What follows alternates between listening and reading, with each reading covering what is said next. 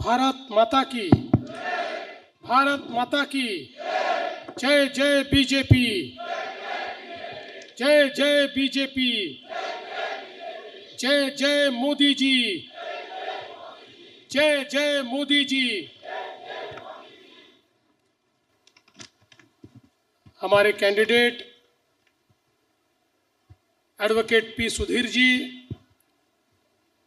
Manoj Kotak ji, SR Reji Kumar, Shri एलकमन Satheesan, Shri TN Swaraj, advocate Shine Dinesh, Surya Krishna,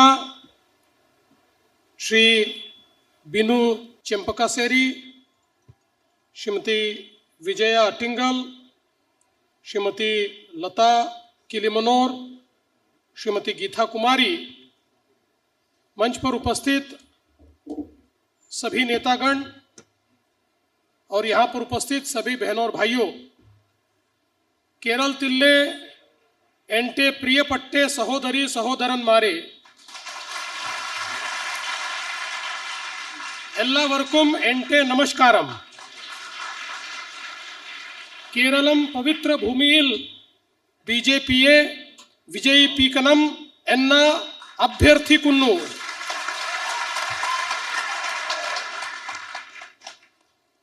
एक समय ऐसा था, हिंदी फाइन, हिंदी चलेगा ना? एक समय ऐसा था केरल में हम लोग बहुत संघर्ष करते थे, चुनाव लड़ते थे, हारते थे, लड़ते थे, हारते थे, लेकिन संघर्ष केरल बीजेपी ने कभी छोड़ा नहीं। आज समय बदल गया है।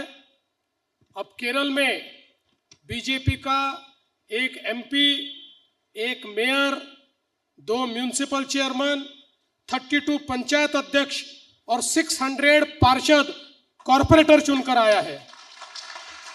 धीरे धीरे सही, पर केरल के अंदर एनडीए का विस्तार हो रहा है, बीजेपी को लोगों का आशीर्वाद मिल रहा है और भारतीय जनता पार्टी का डेवलपमेंट का एजेंडा अब केरल को पसंद आने लगा है। केरल का संघर्ष ये छोटा संघर्ष नहीं था, बहुत बड़े पैमाने पर हमारे कार्यकर्ताओं के साथ हिंसा हुई। 300 से भी अधिक कार्यकर्ताओं को, मोर देन 300 हमारे कार्यकर्ताओं को अपनी जान गंवानी पड़ी। कई कार्यकर्ता घायल हुए, किसी का हाथ तोड़ा, किसी का पैर तोड़ा। बहुत बड़े पैमाने पर हमारे कार्यकर्ताओं के साथ केरल में एट्रोसिटी हुई। उन सभी कार्यकर्ताओं को मैं कोटि कोटि नमन करता हूं। और आज देखिए, जिनके पैर इसी हिंसा में काटे गए, ऐसे सदानंद मास्टर जी, अब राष्ट्रपति जी ने उनको मेंबर ऑफ पार्लियामेंट नामित किया है। त्रिपुरा, असम और बंगाल में भी यही स्थिति थी, लेकिन पिछले 10 वर्षों से त्रिपुरा और असम में बीजेपी की गवर्नमेंट वहां का विकास कर रही है। और मैं बंगाल जाकर आया हूं, मुझे पूरा विश्वास है कि बंगाल में भी इस बार बीजेपी की सरकार बनने वाली है। इसलिए अब मैं केरलम को कहने के लिए आया हूं, अब केरलम में भी बीजेपी की सरकार बनानी है। मोदी जी ने केरल का नाम केरलम किया है। केरलम जो हमारी संस्कृति का प्रतीक है, केरलम जो गॉड्स ओन कंट्री है, इस केरलम में अब हमारी बीजेपी की सरकार आना ये जरूरी है। अटिंगल में एडवोकेट पी सुधीर, ये हमारे कैंडिडेट है। आप सभी जानते हैं, बहुत संघर्ष से सुधीर जी का नेतृत्व तैयार हुआ है। आप सबके लिए हमेशा लड़ने वाले सुधीर जी है। अटिंगल की भूमि ये संघर्ष की भूमि है, शोषण और अन्याय के खिलाफ लड़ने वाली ये भूमि है, एक ऐतिहासिक ऐसी भूमि है। इसलिए मुझे विश्वास है अब उसी संघर्ष को दोहराते हुए यहां पर बीजेपी जीतेगी, सुधीर जी जीतेंगे। यूडीएफ और एलडीएफ की सरकारों ने अटिंगल के साथ बहुत अन्याय किया है और हम देख सकते हैं मंबूर पीएचसी 10 साल पहले तोड़ दी, 10 साल में भी उसका काम ये सरकार नहीं कर पाई। आज यहां पर तालुका हॉस्पिटल में भी स्टाफ नहीं है, नर्स नहीं है, डॉक्टर नहीं है। इस प्रकार से यहां का अस्पताल चल रहा है।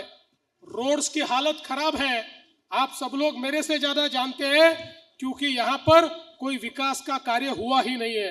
बैक वाटर टूरिज्म की बहुत बड़ी क्षमता होने के बावजूद कोई नया प्रकल्प यहां पर नहीं लाया गया।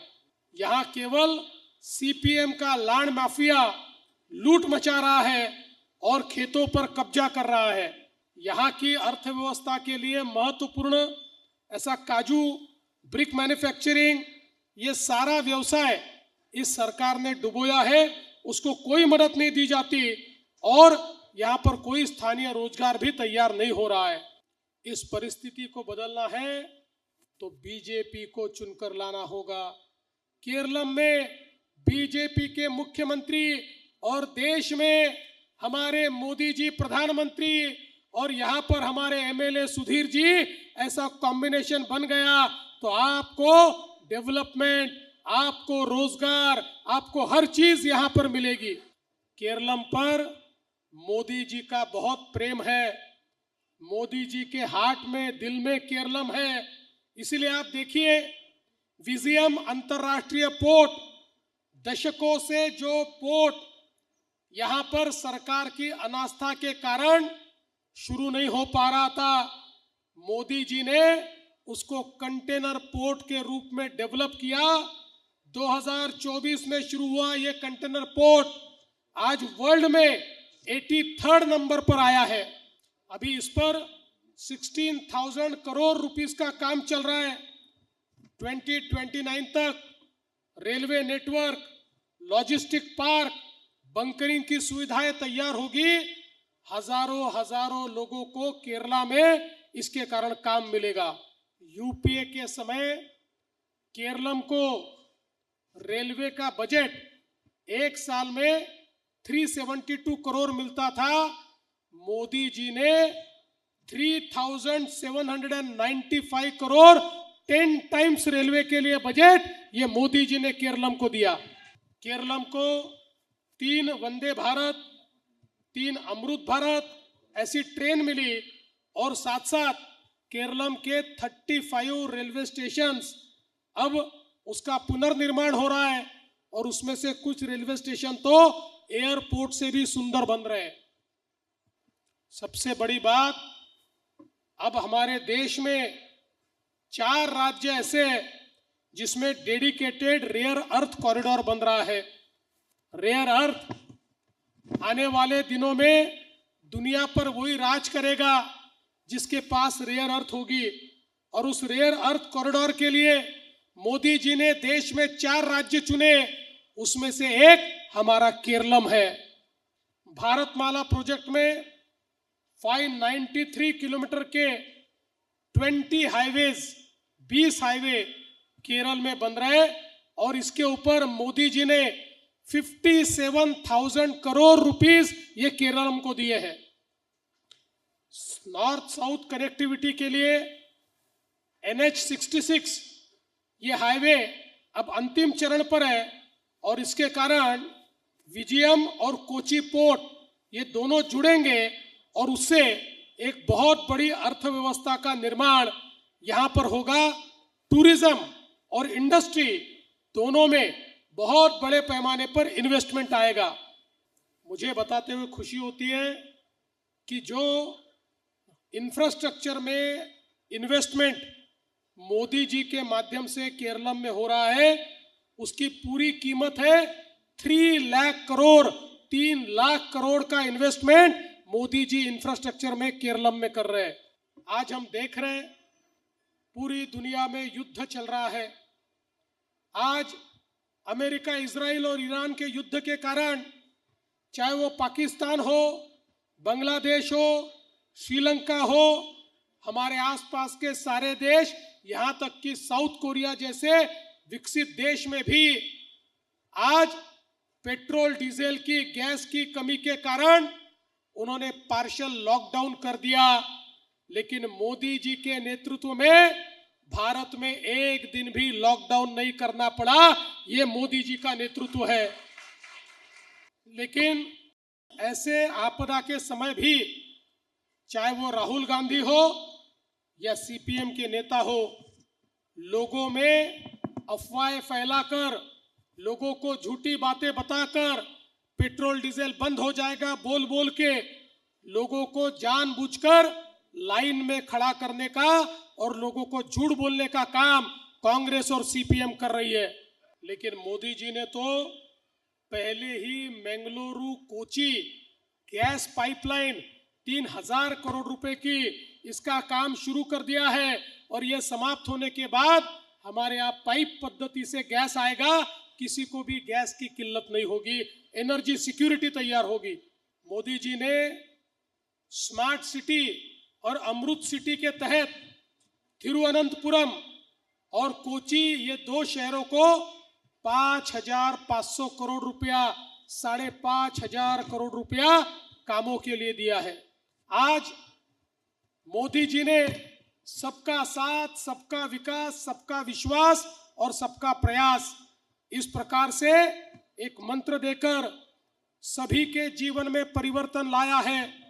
गरीबों को घर, मछुआरों को किसान क्रेडिट कार्ड, किसानों को मदद, महिलाओं के लिए योजनाएं, ऐसी कई चीजें करके हमारे देश के गरीबों को आज मोदी जी ने जिस प्रकार से मदद की है, शायद ही ऐसा कहीं देखा गया है। एक तरफ मोदी जी केरलम की सेवा कर रहे हैं और दूसरी ओर एलडीएफ की सरकार ये लगातार केरल को लूट रही है। एक जमाना ऐसा था, केरल को एजुकेशन के लिए जाना जाता था, सबसे ज्यादा पढ़े लिखे लोग केरल में है, ऐसा कहा जाता था। लेकिन अब केरल का नंबर 1 किस चीज में? केरल नंबर 1 अनएम्प्लॉयमेंट में है। केरल नंबर 1 इन्फ्लेशन में, महंगाई में नंबर 1 है। ये यूडीएफ और एलडीएफ की सरकार ने केरल को ऐसा लूटा, इनके नेता तो अमीर हो गए पर केरल की जनता गरीब हो रही है। गॉड्स ओन कंट्री को कभी यूडीएफ लूटता है, कभी एलडीएफ लूटता है। 5-5 साल बाद ये लगातार एक दूसरे को साथ देकर इस केरलम को लूटने का काम करते हैं। 10 सालों से एलडीएफ की लूट चल रही है। अब अगर एलडीएफ या यूडीएफ कोई भी चुनकर आया तो इसी प्रकार से केरल को ये लूटते रहेंगे। आप जानते हैं गोल्ड स्मगलिंग मुख्यमंत्री के ऑफिस तक पहुंच गया। मुख्यमंत्री की बेटी के लिए सरकारी खजाना खोला गया, सोलर में स्कैम हुआ, बार में ब्राइबरी हुई, पामोलिन इंपोर्ट में घोटाला हुआ। पूरी सरकार भ्रष्टाचार में लिप्त है। हमारे मंदिरों में वामपंथी कार्यकर्ताओं को घुसा कर मंदिरों को लूटा जा रहा है, मंदिरों का सोना लूटा जा रहा है। भगवान अयप्पा के कोषागार में इंस्टीट्यूशनल लूट चल रही है। ये भगवान को भी लूटने वाले आपको कैसे छोड़ेंगे, ये मेरा सवाल है। सीपीएम के 3 नेता सोना चुराते हुए पकड़े गए, उनको बचाने के लिए कांग्रेस आगे आई, क्योंकि ये 3 नेता सोनिया जी के इर्द गिर्द घूमने वाले नेता थे। ये दोनों चोर हैं। सीपीएम और कांग्रेस, एलडीएफ और यूडीएफ दोनों चोर हैं। ये दोनों पार्टियों के कैंडिडेट ये नहीं तय करते, इनके कैंडिडेट जमाते इस्लामी तय कर रहा है। और जिस प्रकार से वक्फ बोर्ड के माध्यम से जमीनों को लूटने का काम चल रहा है, आगे में आपके पास जमीन नहीं रहेगी, ऐसा काम चल रहा है। इसीलिए बीजेपी ने नारा दिया है, विकसित केरलम, सुरक्षित केरलम, विश्वासम संपन्नम केरलम। हम केरल के गरीबों का विकास करना चाहते हैं। केरल की बहनों को 2,500 रुपया पर मंथ देना चाहते हैं। केरल में 2 मुफ्त सिलेंडर हर साल देना चाहते हैं। हर घर में 20,000 लीटर मुफ्त पानी देना चाहते हैं। हर गरीब परिवार की महिला को 3,000 रुपया देना चाहते हैं। इसलिए अब परिवर्तन का समय आया है। एडवोकेट पी सुधीर, इनके जैसा आदमी, इनके जैसा नेता हमको मिला है। मैं आपसे इतना ही निवेदन करता हूं मित्रों, परिवर्तन का समय आ गया है। माट्ट तिंटे समयम एति इरिक्कुन्नु। परिवर्तन के लिए वोट दीजिए, माट्ट तिन्नई वोट चेयू। केरल में परिवर्तन लाना है। केरलतिल माट्टम कोंडू वरानम।